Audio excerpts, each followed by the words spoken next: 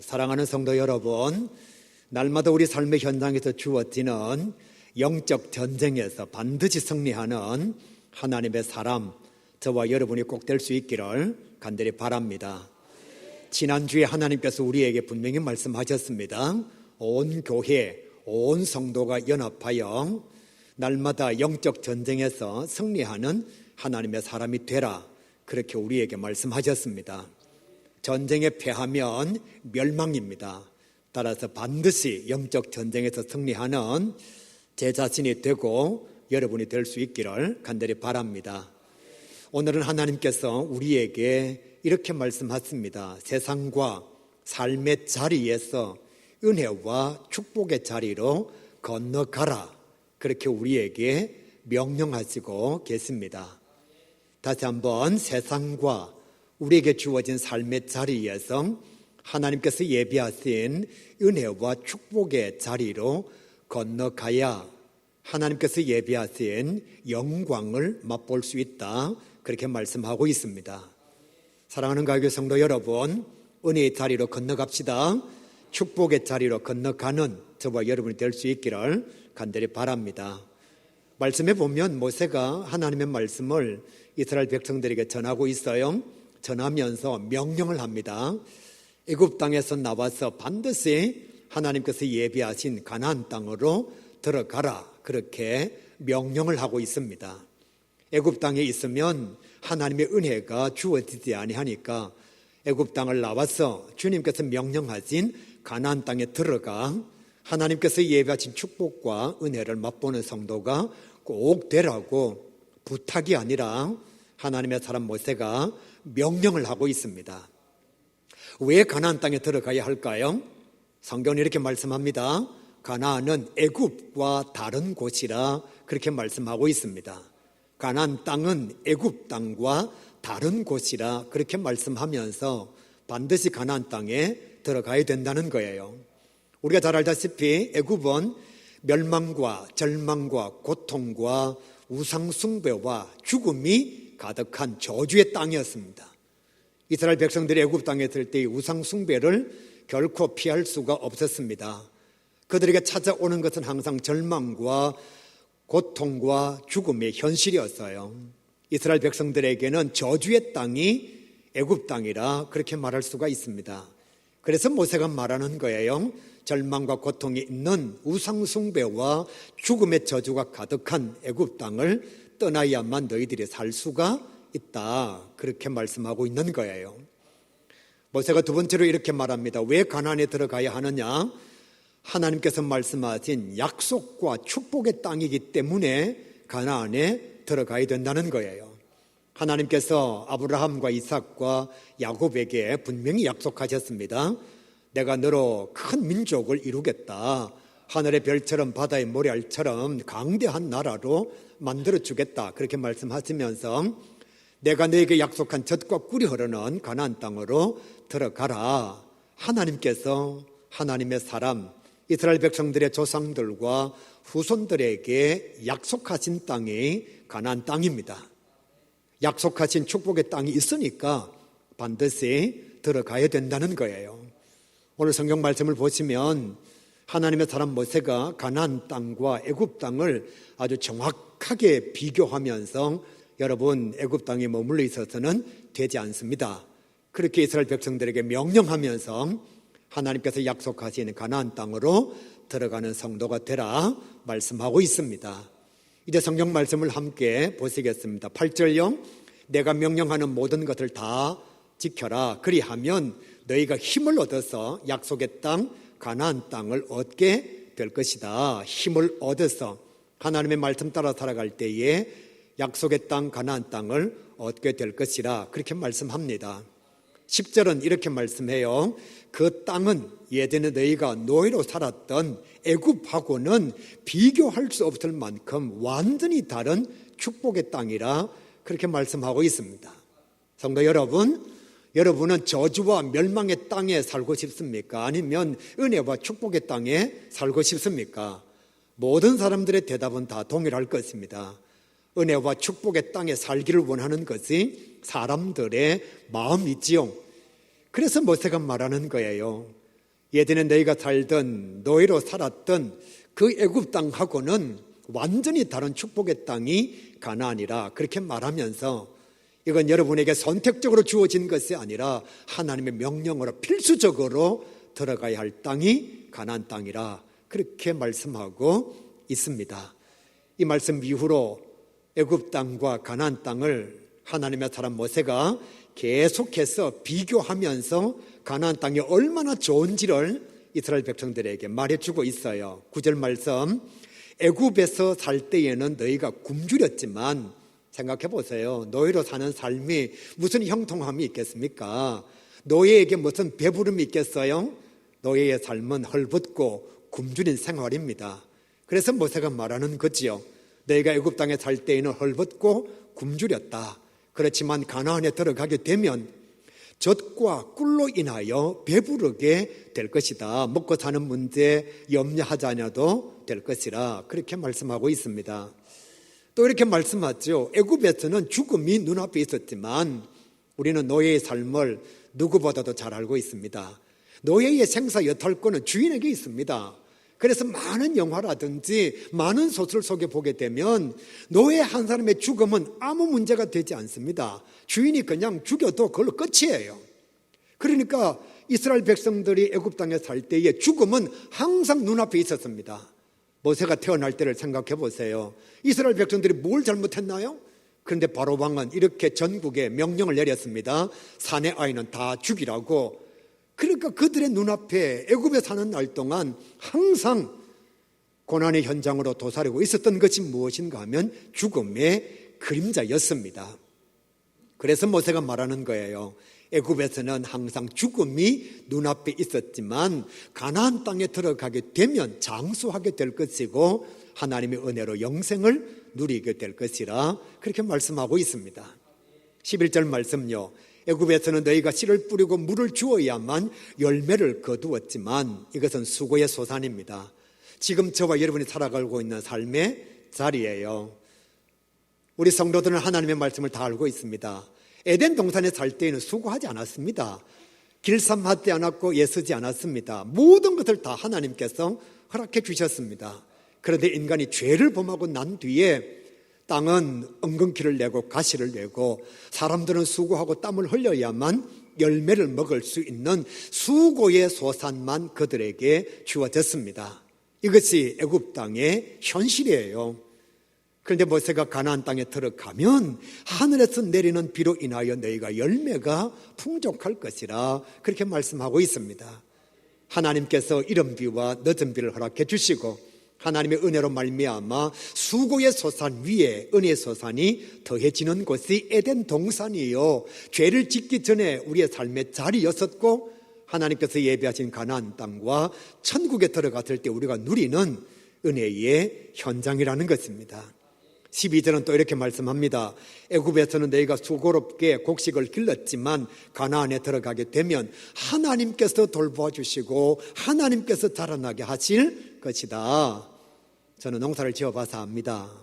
어르신들은 늘 이렇게 말합니다. 농사는 하늘이 절반 짓고 사람이 절반 짓는다고. 아무리 사람들이 잘 지으려고 애를 쓰고 노력을 해도 비가 내리지 않으면 농사 지을 수가 없다는 거예요. 다 농사를 지어 놓았는데 병충해가 찾아오면 곡식을 절반도 거두지 못한다는 거예요. 그래서 농사는 사람의 능력이 아니라 하늘의 능력이라고 예전에 제가 촌에서 자랄 때 어르신들이 늘 그렇게 말씀하셨습니다.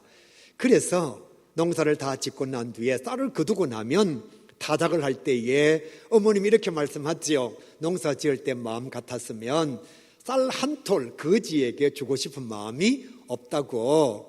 여러분 쌀 밑자를 한문으로 잘 보시게 되면 분해하면 88이 됩니다. 이게 무슨 뜻이냐 하면 쌀 한 톨을 거두기 위해서는 농부의 손길이 88번 가야만 우리에게 곡식이 주어진다는 거예요. 이것이 수고의 소산입니다. 그런데 가나안 땅에 들어가게 되면 하나님께서 자라나게 하시고 하나님께서 돌보아 주신다. 그렇게 말씀하시니까 애굽하고 가나안은 비교가 안 되는 곳이지요. 또 이렇게 말씀합니다. 애굽에서는 원수들에게서 스스로 너희 자신을 지켜야 했지만 가나안 땅에 들어가게 되면 하나님께서, 말씀을 잘 들으시길 바랍니다, 연초부터 연말까지 1월 1일부터 12월 31일까지 출생부터 죽음까지 하나님께서 목자가 되셔서 항상 지켜보살펴 주실 것이라 모세가 그렇게 말하고 있습니다. 애굽 땅에서는 너희 목숨을 너희가 지켜야 되지만, 병원에도 너희가 가야 되고 의사도 너희가 찾아야 되지만, 가나안 땅에 들어가게 되면 하나님께서 연초부터 연말까지 지켜보살펴 주실 것이야. 그러니까 이 가나안에 들어가는 것은 선택이 아니야. 이건 필수야. 애굽 땅에 있으면 온전한 삶을 영위할 수가 없어. 그러니까 하나님께서 약속하시고 축복하시기로 결정하신 가나안 땅에 들어가는 것이 성도의 마땅한 삶이라 그렇게 말씀하고 있습니다.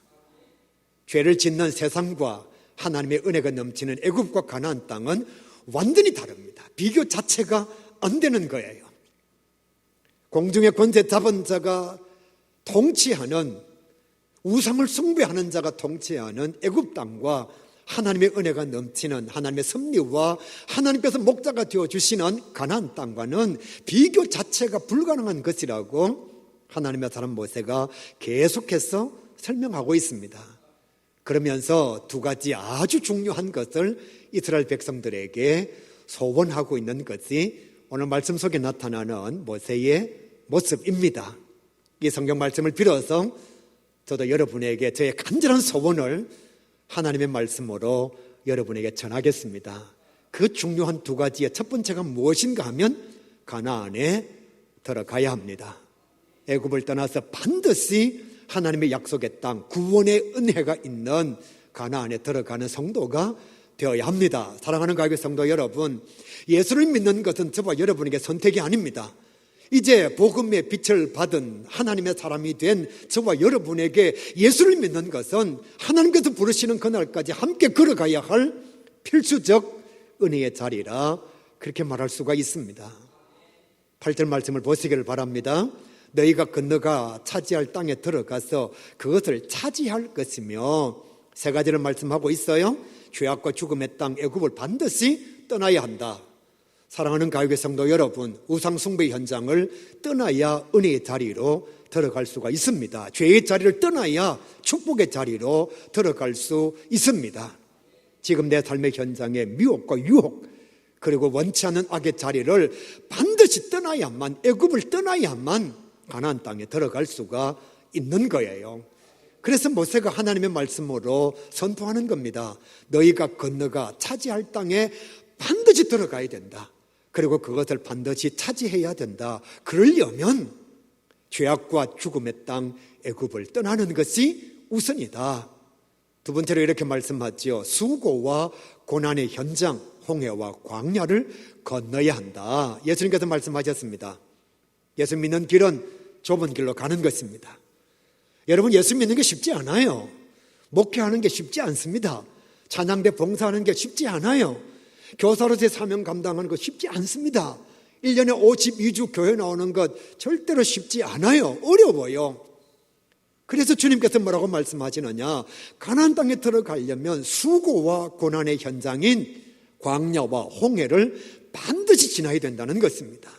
수고 없는 열매는 없습니다. 땀 흘리지 않고 거둘 수 있는 결실은 우리에게 없습니다.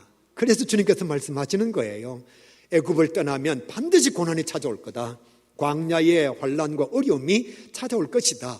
거기서 멈추면 광야에서 죽는다는 거예요. 홍해에서 수장된다는 것입니다. 그것을 반드시 건너야만 하나님께서 예비하신 가나안 땅에 들어갈 수가 있다는 거예요. 세 번째, 마지막으로 이렇게 얘기합니다. 그러므로 약속과 축복의 땅 가나안에 들어가야 합니다. 이것은 생각이 아닙니다. 이것은 결단이 아닙니다. 반드시 들어가야 합니다. 그래 내가 예수 믿어야지. 그래 내가 교회 다녀야지. 이제 내가 성경 말씀 좀 읽어야지. 앞으로는 내가 기도해야지가 아니고 반드시 예수를 믿어야 합니다. 반드시 가나안 땅에 들어가야 합니다. 반드시 기도해야 합니다. 반드시 주의 말씀을 선포할 때에 가나안의 역사가 우리에게 주어지는 거예요. 그래야만 영육이 살고 은혜와 축복을 받을 수가 있습니다. 사랑하는 가요계 성도 여러분, 세상의 목표와 목적을 이루기 위해서도 수고하고 애쓰고 노력해야 됩니다. 남의 호주머니에 있는 돈, 내 호주머니에 넣는 것, 저희 어머님 말씀하시기를 죽을 똥 살똥해야 내 호주머니로 들어온다고 말씀하셨어요. 여러분, 세상에서도 쉽게 얻을 수 있는 것이 없습니다. 마찬가지로 믿음의 현장에서도 우리가 가나안 땅에 들어가기 위하여 수고와 예수의 고통을 감당해야 된다는 거지요. 그리고 내가 지금 머물러 있는 죄악의 자리를 떠나야만 가나안 땅에 입성할 수가 있다는 것입니다. 사랑하는 가요교회 성도 여러분, 어떤 철학자가 이렇게 말했어요. 건너가는 것이 인생이다. 다음 단계로 건너가는 것이 인생이다.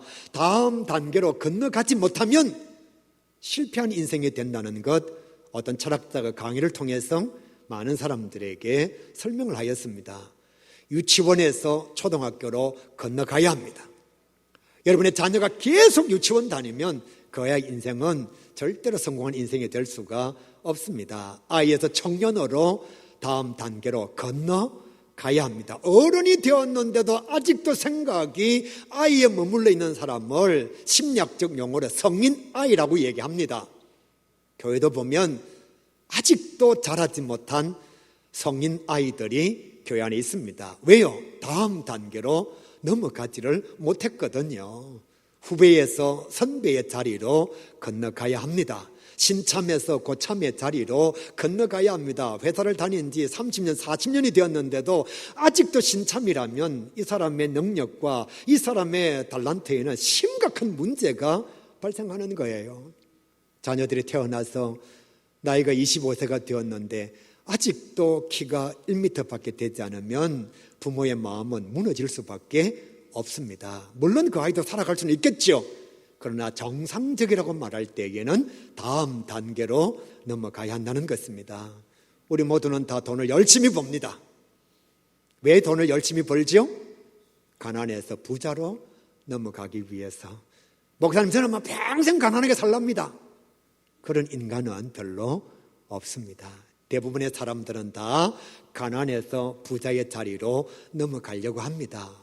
병든 자의 모습에서 건강한 자의 모습으로 넘어가려고 건너가기 위해서 최선을 다하는 것이 인생이죠. 그러다가 결국은 삶에서 죽음의 단계로 넘어가는 것이 우리 인생입니다. 한 곳에 머물러 있을 수가 없는 것이 인생이지요. 머물러 있었어도 되지 않습니다. 여러분, 여러분의 부모님이 500살인데 아직 살아있어요. 벌써 고개 흔드는 사람들이 있는데, 여러분 생각해 보세요. 삶에서 죽음으로 넘어가는 것이 단계의 순서를 가지고 있는 인간의 모습이라는 거예요. 나는 죽기 싫다. 나는 오래 살 거야. 그래서 여러분이 600살까지 살면요, 여러분 자녀, 손주, 정손주, 고손주는 다 욕합니다. 저 할매 안 죽고 뭐 하느냐고. 저 할배 안 죽고 뭐 하느냐고. 그래서 말하는 거예요. 다음 단계로 건너가는 것이 인생이라고. 결국은 삶의 자리에서 죽음의 현장으로 넘어가 어떤 사람은 영벌의 세계로 들어가고 어떤 사람은 영생의 세계로 들어가는 것이 우리 삶의 지나가는 여정이라 그렇게 말할 수가 있습니다. 신앙도 마찬가지입니다. 단계에서 또 다른 단계로 넘어가야 합니다. 건너가야 합니다. 여러분, 믿음과 신앙의 성장이 무엇인가 하면 넘어가야 할 단계를 넘어가서 그 사람의 마음속에 자기의 삶을 지배하는 것이 하나님의 말씀의 분량으로 넘쳐날 때에 믿음과 신앙이 성장했다고 말하는 거예요. 교회를 아무리 다녀도 목사님이 되고 장로님이 되고 권사님이 되고 안수집사님이 되어도 믿음의 성숙도의 단계를 넘어가지 못하면 여전히 그 속에는 무엇이 가득 차 있느냐? 하나님의 말씀보다는 자기 생각이 가득 차 있는 거예요.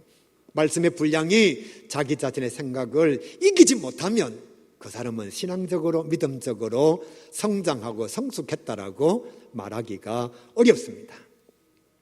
제가 8가지만 한번 간단하게 말씀을 드리겠습니다. 나 중심의 삶에서 하나님 중심으로 건너가야 합니다. 여러분, 나 중심으로 아무리 열심히 살아도 죽음으로 끝납니다. 내 인생의 중심이 나 자신이어서 최선을 다해서 살아도 죽으면 끝이 납니다. 그러나 하나님 중심으로 살면 영생이 우리에게 주어지는 거예요. 죽음으로 끝나는 것이 아니라 우리의 삶이 영원하게 이어진다는 것입니다. 두 번째, 내가 주인된 삶에서 하나님이 주인된 삶으로 건너가야 합니다. 할렐루야. 내가 주인된 삶에서 하나님이 주인된 삶으로 건너가야 합니다. 이 믿음의 성장이 있어야 합니다. 여러분, 내가 내 삶의 주인이 되면 내 한계 안에서밖에 무엇을 이룰 수가 없어요. 제가 뭘 대단하게 할 수가 있겠습니까? 내 삶의 주인이 나다. 내가 할 수 있는 것밖에 할 수가 없어요. 그런데 여호와께서 내 삶의 목자가 되어주시고 주인이 되어주시면 내 한계와 내 능력을 넘어서서 하나님께서 인도해 주시는 내 삶에 은혜가 있다니까요. 왜 우리가 예수를 믿으면서도 행복하지 않을까요?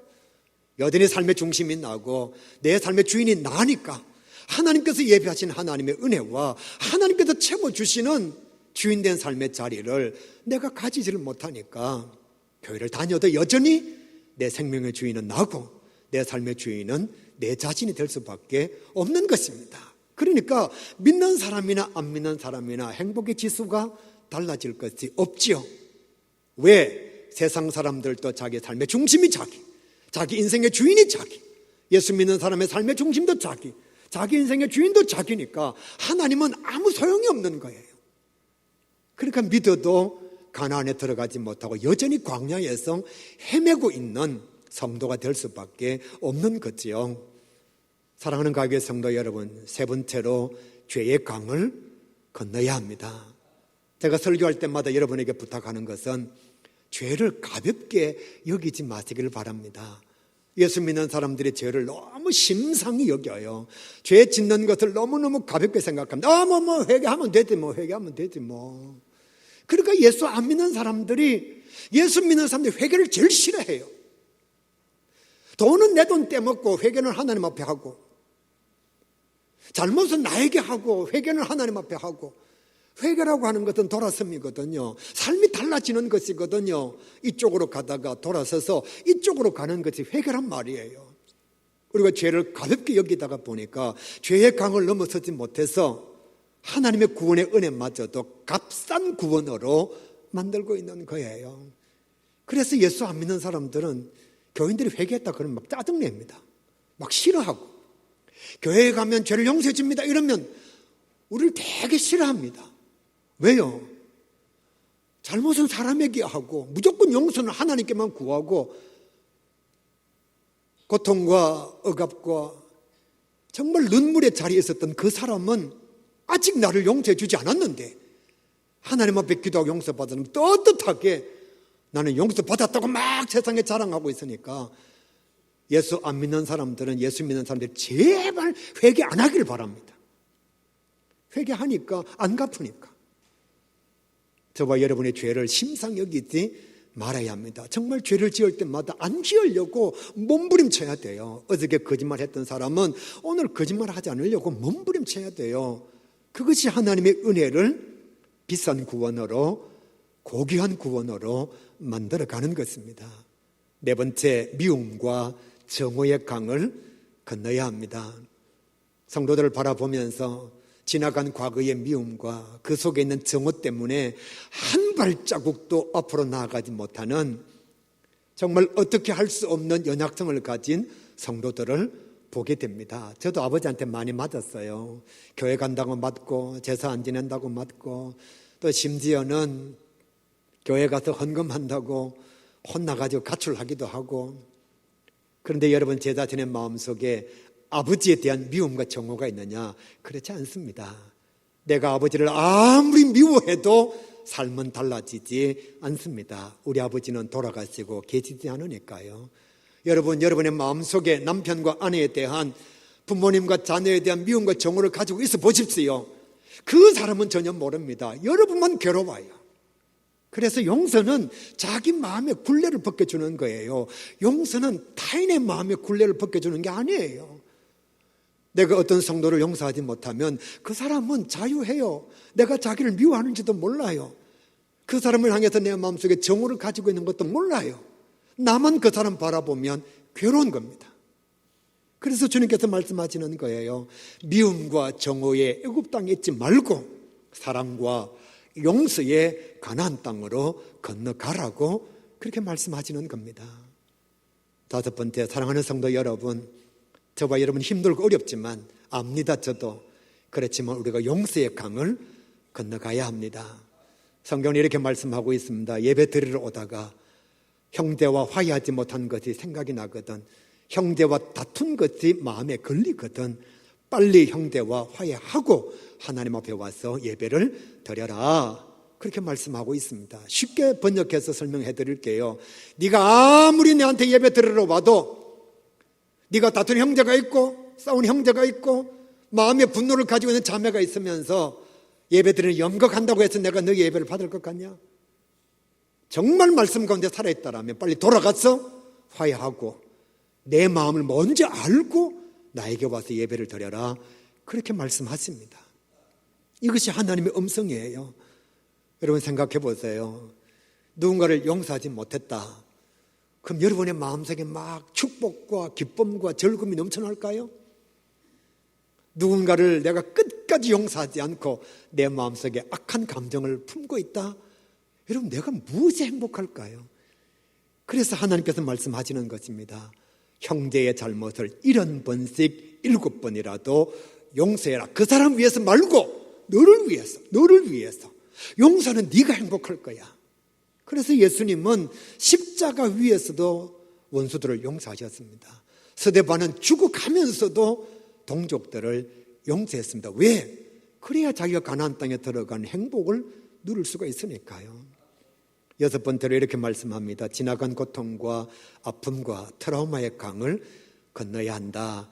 그렇게 말씀하고 있습니다. 성도들과 상담하다가 보면 옛 교회에서 받았던 상처, 옛 목사님에게서 받았던 마음의 트라우마, 원치 않는 삶의 고통, 그것에 매여서 자기 자신의 인생이 앞으로도 엄청나게 많이 남겨져 있는데 여전히 자기는 과거에 매인 삶을 살아가고 있습니다. 의외로 많은 사람들이. 그래서 그 마음속에 누군가에 대한 정오와 분노로 가득 채워져 있는 거예요. 어떤 사람들은 말만 하면 트라우마 얘기합니다. 예수님께서 우리에게 말씀하셨습니다. 그리스도 예수 안에 있는 자에게는 새로운 피조물의 은혜를 허락해 주셨다고. 보라, 이전 것은 지나갔으니 새 것이 되었도다. 여러분, 우리가 만약에 옛 고통과 옛 트라우마와 옛 상처에 매여 있으면 우리는 아직도 의인이 아니고 죄인인 거예요. 하나님께서 말씀해 주셨습니다. 내 아들 독생자 그리스도의 피로 말미암아 내가 너를 구원하여서, 그리스도 안에 있으면 새로운 피조물입니다. 그런데 우리는 아직도 그 마음에 생각을 지우지 못해서 여전히 과거의 매인 삶을 살아가는 사람들이 의외로 많다는 거예요.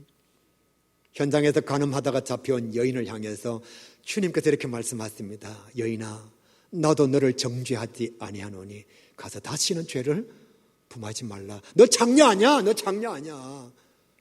너 나쁜 사람 아니야? 내가 너를 용서해. 이제는 장녀, 성매매했던 여인의 그 과거에서 벗어났어. 다시는 과거의 굴레에 매여 있는 인생을 살지 말고 새로운 삶을 살아. 아무도 너를 정죄하지 않아. 트라우마, 과거의 고통, 과거의 상처의 아픔, 그건 내가 원하는 게 아니야. 내가 너에게 새로운 삶을 부여해 줄 거야. 주님께서 말씀하신 거예요. 이제는 과거의 아픈 상처의 강을 건너서 주님께서 예배하신 축복의 강으로 나아갈 수 있기를 간절히 소망합니다. 언제까지 20년 전의 원수 얘기할 것입니까? 언제까지 30년 전의 상처를 말할 것입니까? 예수 그리스도 안에 있으면 우리 모두는 다 새로운 피조물입니다. 마지막으로 내 감정과 생각과 고집의 강을 건너야만 가나안 땅에 들어갈 수가 있습니다. 예수님께서 물 위로 걸어가시다가 베드로를 부르셨습니다. 베드로야, 물 위로 걸어오너라. 베드로가 만약에 주님, 그건 상식적이지 않습니다. 지금까지 내가 경험한 삶의 경험으로는 질량을 가진 존재는 물 위로 걸어갈 수가 없습니다. 그 과학적이지 않습니다. 적어도 내가 갖고 있는 생각, 내가 가지고 있는 감정, 내가 가지고 있는 삶의 질서는 사람은 물 위로 못 걷습니다. 그런 명령하지 마십시오. 그랬으면 베드로는 절대로 물 위로 걸을 수 있는 은혜는 경험하지를 못했을 것입니다. 예수님께서 말씀을 전하시다가 제자들에게 말씀하셨어요. 많은 사람들에게 너희가 먹을 것을 주라. 한 제자가 예수님께 찾아와서 예수님 저 똑똑합니다. 저 아주 현명하거든요. 저 논리적이고 상식적입니다. 저 많이 배웠어요. 2만 명 정도에게 음식을 주려면 적어도 200데나리온은 있어야 됩니다. 제가 돈 계산해 보니까 한 4천, 5천 원 있어야 됩니다. 예수님 계산도 제대로 못합니까? 불가능합니다. 불가능해요. 그러니까 집으로 다 돌아갔어. 자기 집에서 음식 먹고 다시 오라 그러든지 아니면 내일 오라 그러든지. 이게 상식적이고 이게 논리적이고 이게 합리적인 것이지 너희가 먹을 것을 찾아보라. 예수님 지금 그게 말입니까? 똥입니까? 한 제자는 이렇게 말합니다. 주님 우리는 못합니다. 그러나 여기에 보리떡 5개 물고기 2마리가 있습니다. 내가 드릴 수 있는 것은 이것이 전부입니다. 주님은 하실 수 있겠죠. 예수님께 드리니까요. 예수님께서 하늘을 우러러 감사기도 드리시고 제자들이 이렇게 말씀하셨습니다. 나눠줘라. 여러분 그때에도 자기 고집과 아집과 생각에 빠진 사람은 돌았나 지금. 아니 조금 전에 보리떡 5개 물고기 2마리로 안 된다 했는데 뭐 기도하고 난 뒤에 나눠줘. 어떻게 나눌 거 그거 5개 그거 가지고 2개 그거 가지고. 자기의 고집에 빠져 있는 사람은 절대로 가나안에 들어갈 수가 없습니다. 그러면 그 사람은 예수님께서 나눠주라고 하실 때에 합리적이지 않다고 나눠주지 않겠죠. 그러면 보리떡 5개 물고기 2마리로 5천 명이 먹고 2만 명이 먹고 12광주리가 넘는 기적의 현장은 그 사람은 절대로 경험할 수가 없습니다. 여러분 고집이 무엇인지 아십니까? 나만 옳다라는 교만입니다. 근데 사실 저와 여러분이 아는 게 별로 없거든요. 세상에 정의가 있나요? 세상에 옳음이 있습니까? 김일성이 옳습니까? 박정희 대통령이 옳습니까? 푸틴이 옳습니까? 젤렌스키가 옳습니까? 이스라엘이 옳습니까? 하마스가 옳습니까? 우리 쪽에서 하면 독립투사요, 남의 쪽에서 하면 테러리스트입니다. 정말 이상하잖아요. 똑같이 사람 죽였는데 한 사람을 죽이면 감옥에 들어가야 되는데 전쟁터에서 수백 명을 죽이면 영웅이 됩니다. 뭐가 옳죠? 윤석열 대통령 생각이 맞습니까? 이재명 대표의 생각이 맞습니까? 똑같이 앉아 있어도 판단은 다릅니다. 왜요? 사람에게 정의와 옳음은 없습니다. 그런데 내가 고집을 가지고 있다는 것은 나만 옳다라고 하는 교만에 빠져 있는 거예요. 그래서 그 고집의 세계를 건너지 못하면 결코 새로운 세계를 맛볼 수가 없습니다. 만약에 하나님께서 가나안 땅 들어가라 그러는데 나는 죽어도 안 간다. 나는 원래 한번 한다 하면 하는 사람이야. 나는 내 고집을 내 인생에 한번 꺾어본 적이 없어. 그런 사람이 애굽에 사는 거예요. 그냥 가나안 땅에 못 들어가고 아마 살아있으면 지금까지 애굽 땅에 살고 있을 겁니다. 여러분 하나님의 말씀 앞에 내 감정과 내 생각과 내 고집을 내려놓는 것, 그것이 가나안 땅으로 들어가는 은혜의 자리라 그렇게 말할 수가 있습니다. 하나님의 사람 사도 바울, 그는 유대교의 율법에서 기독교의 진리와 복음으로 건너왔습니다. 베드로는 자기 교만에 빠져 있었습니다. 예수님께서 십자가에 달려 돌아가신다고 말씀하실 때에 베드로가 이렇게 말하잖아요. 주님, 내가 살아있는 한 그런 일은 안 생깁니다. 이 사람들이 다 주님을 배신하고 버린다 할지라도 나는 안 그렇습니다. 주님께서 말씀하십니다. 닭 울리기 전에 네가 나를 부인하리라. 베드로는 자기 교만에 빠져 있었습니다. 그런데 부활하신 주님의 은혜로 말미암아 그는 교만의 강을 건너서 겸손과 사명의 현장으로 나아가 사도 바울과 함께 위대한 하나님의 사람이 되었습니다. 사랑하는 가요의 성도 여러분, 건너가지 못하면 인생도 진보가 없습니다. 건너가지 못하면 믿음의 성숙도 없습니다. 하나님의 말씀을 따라서 건너야 할 강을 건너지 못하면 말씀이 주는 행복, 죽을 때까지 경험하지 못합니다. 그냥 교회 마당만 밟다가 그냥 교회 출석만 하다가 세상이 주는 행복 속에 살아가다가 그는 인생을 마감할 수밖에 없는 거예요. 그래서 하나님께서 말씀하십니다. 애굽을 떠나 광야를 지나 가나안으로 건너가라고. 그래야 그곳에 비교할 수 없는 하나님의 은혜가 넘치고 있다고. 저와 함께 은혜의 강을 건너가는, 날마다 주님께서 원하시는 생수의 강을 건너가는 주의 자녀가 꼭 될 수 있기를 간절히 바랍니다. 두 번째 중요한 게 뭐냐? 하나님 사람 모세가 이렇게 말합니다. 말씀에 순종해야 된다. 8절 말씀, 너희는 내가 오늘 너희에게 명하는 모든 명령을 지키라. 건너갈 때에 원칙이 무엇인가 하면 사람의 생각, 사람의 말이 아니라 하나님의 말씀이라는 것입니다. 모세의 명령은 하나님의 명령입니다. 모세에게 순종하는 것은 하나님께 순종하는 것입니다. 하나님의 말씀에 순종할 때에 은혜와 축복과 기적을 경험할 수가 있습니다. 설교는 죽는 날까지 하나님의 말씀에 순종하자는 말씀입니다. 지난주도 마찬가지, 이번 주도 마찬가지, 다음 주도 마찬가지. 설교의 완벽한 한 가지의 줄기는 하나님의 말씀에 순종하자는 것입니다. 설교를 듣고 설교를 하고 많은 성경 공부를 하지만 정말 말씀대로 사는 것은 어렵고 힘듭니다. 저도 압니다. 설교는 저도 말씀대로 사는 게 너무너무 어렵습니다. 그런데 여러분, 그래도 말씀에 순종해야 됩니다.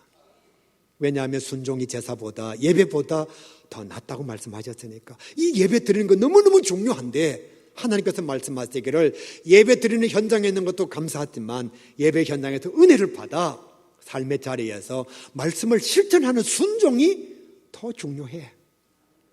그렇게 말씀하시는 거예요. 그러면 내가 너희들을 축복할 거야. 말씀대로 살면 은혜를 더하게 줄게 말씀하십니다. 저는요, 이 말씀이 하나도 틀림이 없다고 생각합니다. 여러분 생각해 보세요. 선생님 말씀 잘 들으면 공부를 잘합니다. 왜? 선생님이 말 잘 듣는 아이에게 줄 수 있는 능력이니까요. 사장님 말씀을 잘 들으면 봉급이 많습니다. 진급합니다. 왜요? 사장님이 줄 수 있는 능력이니까요. 부모님 말씀에 순종하면 재산을 유산으로 상속받을 수 있습니다. 대답해 보세요. 여러분은 말 지지리도 안 듣는 첫째 아들한테 재산을 물려줄 거예요. 나를 너무너무 사랑하고 말도 잘 듣고 순종하고 얼굴도 예쁘고 공부도 잘하고 친구하고 잘 지내고 교회도 잘 다니고 신앙생활도 잘하고 이런 둘째 아들한테 여러분의 재산을 물려주고 싶습니까? 물으나 만하잖아요.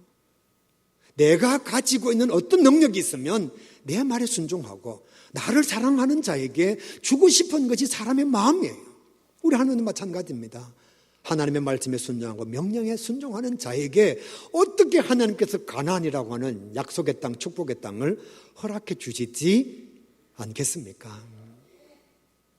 강을 건너갈 때의 원칙은 말씀입니다. 우리 삶의 자리에서 새로운 단계로 넘어갈 때의 중심은 하나님의 말씀입니다. 우리가 이 모든 성도들은 하나님의 말씀대로 살아서 영적 전쟁에서도 승리하고 하나님께서 약속하신 축복과 은혜의 땅 가나안에도 입성하고 주님께서 부르시는 그날 하나님의 나라에서 영생 복락을 누리는 주의 자녀 우리 모두가 다 될 수 있기를 주님의 이름으로 간절히 축복합니다.